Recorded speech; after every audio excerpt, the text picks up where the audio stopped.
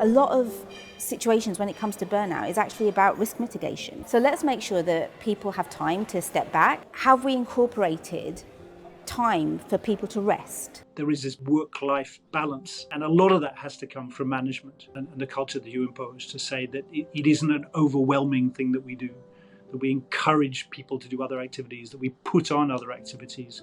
You have to change, you have to adapt, you have to recognise that there are different people coming into newsrooms with different needs and different sensibilities. As a workplace phenomenon that was only defined by the World Health Organization in 2019 and has only really recently arisen in public consciousness since the pandemic, there isn't specific legislation or rights around burnout specifically.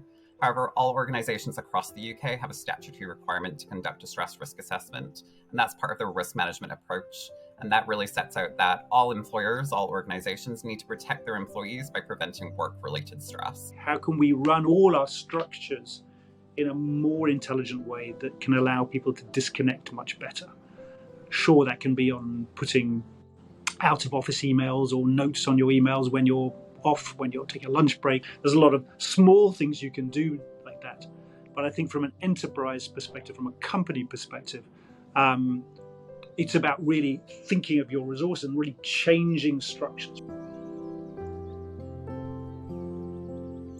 Burnout and how we deal with it could probably be encapsulated in one word, and that word is boundaries. Recognizing where your professional life ends and where your personal life starts, and really bookending the day with some kind of transitional activity that takes you into something that's not digital, that's a bit more relaxing and a bit more back into the flow of your everyday life. So there's a number of different ways in which you might try and set appropriate work-life boundaries to really support that positive work-life balance. The first might be really simple and including in your email signature what your working hours are. The second might be around sharing a wellness action plan. How do you best work with others? What thrives you to be your best possible self? At the end of a work day, I close my laptop and I physically put the laptop away so it's no longer on the desk. And that kind of ceremony very much kind of ends and marks the end of the day.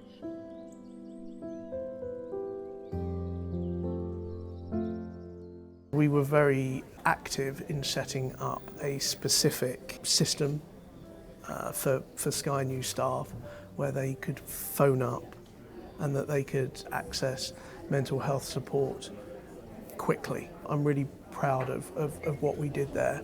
I think that was a really best-in-class way of giving a whole newsroom the confidence that they could access support for any issues that they were encountering. Ultimately, look to open up a conversation.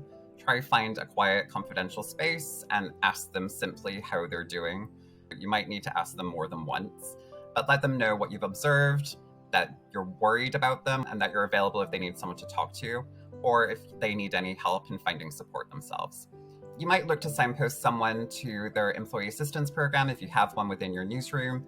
You might consider directing them to the Mind website or the Mind info line if they want to find out more information about burnout, the symptoms, and where they might seek support. If you're based in the UK, you might give Samaritans a call. Otherwise, you might text the Shout service if you need a listening ear. And if you think they might need more comprehensive help, you might suggest signposting them to NHS 111 or for them to get in contact with their local GP. In France, you have a system where you have a company doctor who plays really quite a very significant role in the company. Everybody gets mandatory health checks every year, but it really leads to a sort of system of confidence that people have with someone who's right at the heart of the company.